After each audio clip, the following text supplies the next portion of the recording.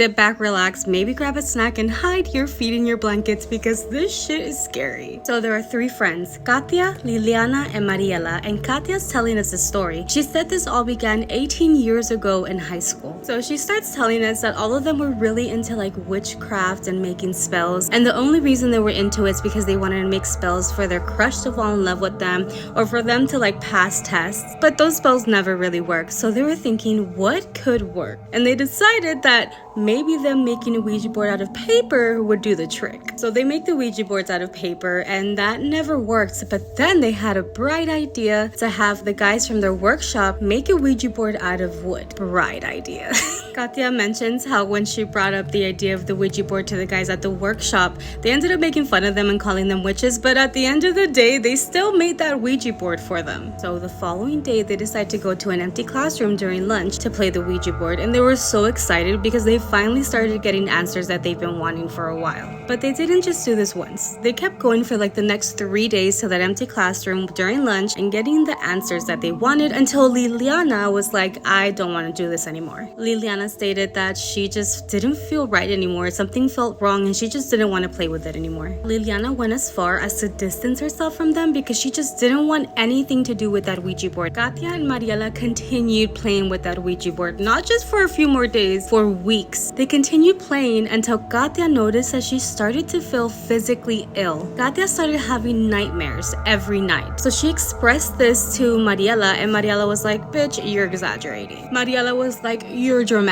So Mariela insisted they keep playing with the Ouija board, but somehow Katia convinced her to stop and also convinced her to throw this Ouija board over a mountain. Katia mentioned that this mountain was like near the school, but they threw it down that mountain so like no one would find it. So the following day, they get to school early and they see the Ouija board on top of Mariela's desk. So the girls are like looking at each other like, did you do this? And neither of them did. So they came to the conclusion that maybe the boys from the wood shop did this to them so that they can get scared. Katia was terrified and she told Mariela, let's just go and burn it. But Mariela insisted on taking it home and promised to burn it and destroy it herself. Katia mentions that she didn't believe Mariela was going to destroy the Ouija board, that she noticed that Mariela had this obsession with playing that Ouija board and she just had a feeling she wasn't going to destroy it. A couple days passed and she asked Mariela if she destroyed the Ouija board, and Mariela said no. Mariela told her that she actually started playing it every night. She turns on candles and went as far as to buy a book on how to speak with the dead through the Ouija board. Katia mentions that she feels like this had gone way too far because at that point she started getting scared of Mariela. And Katia was kind of just over it already. Not just that, but every time she was home, she felt like she was being watched. She didn't feel comfortable, like something was definitely wrong. She distanced herself from Mariela, but they did keep in touch here and there. So one day, Mariela calls Katia and tells her that she's not going to go to school for 3 days because she's going to go back to her hometown for these like festivals. And honestly, Katia was a little relieved and happy that she was just going to go and spend time with her family and also for herself because she was going to feel like a little relief from Katia. She didn't have to see her, she didn't have to worry about it because at this point, she said Mariela felt like a different person. So Katia says that a week passed and they never heard from Mariela. At this point, even Liliana, their friend who had distanced himself from them, came up to her and asked her if she's heard from her because they hadn't seen her for a week. Within that same conversation, Liliana felt safe enough to tell Katia that the reason why she distanced herself was because she was also having nightmares and she would see shadow people in her home. And Katia was like, me too. I started having nightmares. I started feeling like I'm being watched. At that point, they were like, let's forget about what happened. I just want to hang out with you. Let's be friends again. So that same day, Katia goes home and she's working on her homework. She hears the phone ring and her older sister answered it. Her older sister comes to her and says, hey, it's for you. It's Mariela. Katia got the phone and before she could even ask Mariela why she hadn't been at school for a week, Mariela said, today I saw you at the store. You had a little kid with you who was wearing overalls and a red shirt. You had a pink shirt on. Katia was like, oh yeah, I went to the store today. Wait,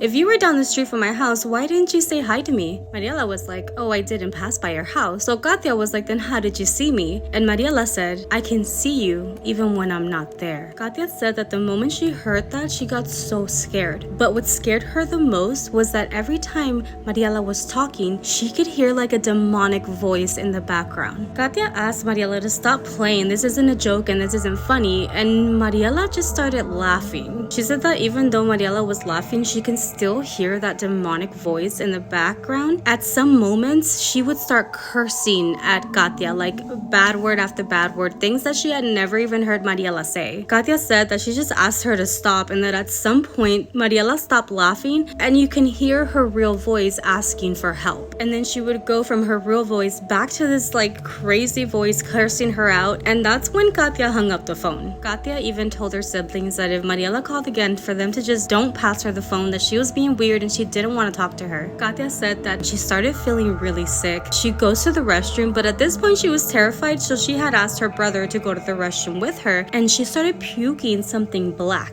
It was so strange that even her brother was like, what did you eat that's making you throw up like this? Katia said that she hadn't eaten anything weird that day, but she just knew something was not right. The next day, Katia went to school, and midway through her class, somebody was asking for her at the door. She went out there, and it was Mariela's mom. Katia said Mariela's mom looked worried and scared and asked her what they had been doing because Mariela was not okay. Katia ended up telling her the truth, that they were playing with the Ouija board and that Mariela started acting really weird. Mariela's mom told her something that she, till this day, has not forgotten. She told her, "Please stop talking to Mariela. That is not her." Mariela's mom then told Katia the following story. Mariela's mom said that when they went to visit their hometown for those 3 days, she noticed that Mariela took a big backpack. In their hometown, they live on a ranch that had horses and a barn house in the back. Family members that found her in her hometown said that she was fainted in a circle full of candles with the Ouija board and that Book of the Dead. So they were like, fuck this, and returned her back to her mom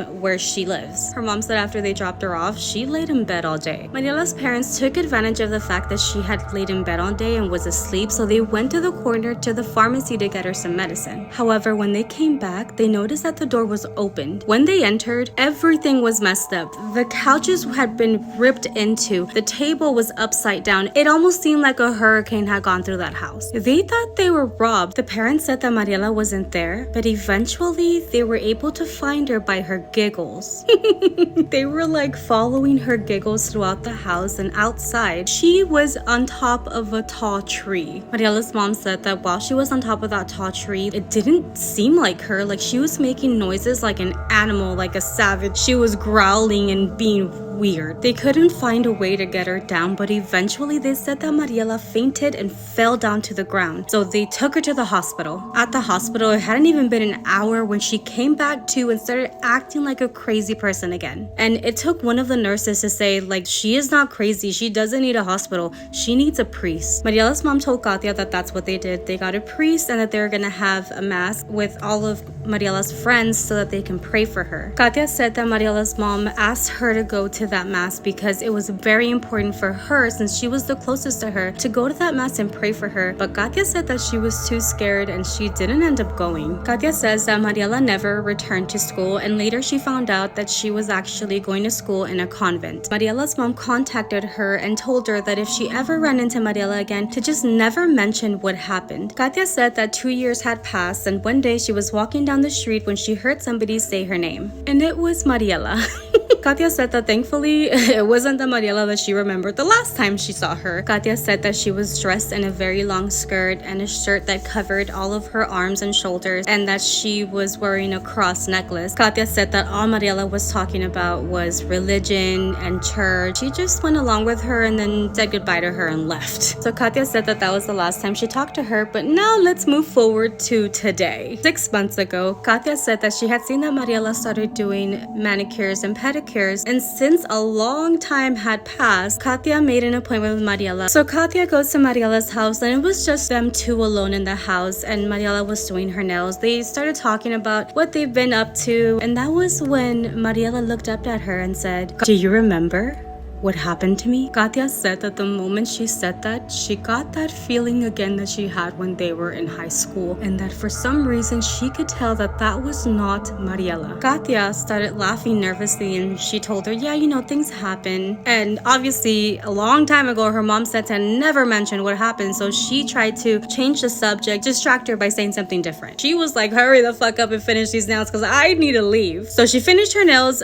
Katia was like, oh, I have to go, and she left. Katia mentions that she feels like Mariela will always be her best friend and that she loves her, but at this point, she just doesn't know if that's Mariela anymore. A girl, I think we all know that that is not Mariela anymore. Anyway, what do you guys think? Don't play with the Ouija board.